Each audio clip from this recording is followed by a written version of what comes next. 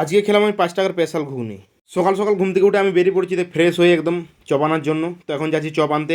আর actually কিন্তু কালকে কিন্তু প্রচুর বৃষ্টি হয়েছিল, তার জন্য দেখতে পাচ্ছি এই রোডগুলো পুরো পুকুর হয়ে গেছে। বুঝতে পারছো কী লেভেলের বৃষ্টিটা হয়েছে কালকে। আর এদিকটা দেখো, ভিউটা দেখো, পুরো নেক্সট লেভেলে, মানে পুরো সবুজ হয়ে গেছে। এদিকটা ধান লাগানোর সময় কিন্তু পুরো সবুজ হয়ে থাকে। আর অ্যাকচুয়ালি এটা হচ্ছে আমাদের খেলার মাঠটা, আর মাঠটা পার করে এখানে আছে গনগনি থান, এটা ঠাকুর থান। আর এটা মেন রোডের কাছে চলে এসেছি। এর ডান দিকে হচ্ছে দামোদরপুর এবং বাঁ দিকে পুয়া বাগান। এটা দেখছি আমি এখন দামোদরপুরের রোড দিকে যাচ্ছি। ভিউটা দেখো, আমার পিছন দিকে রোডটা হচ্ছে পুয়া বাগান দিকে যাওয়ার রোড। তো কিছুটা যাওয়ার পরে আমরা পৌঁছে গেছি দামোদরপুরে।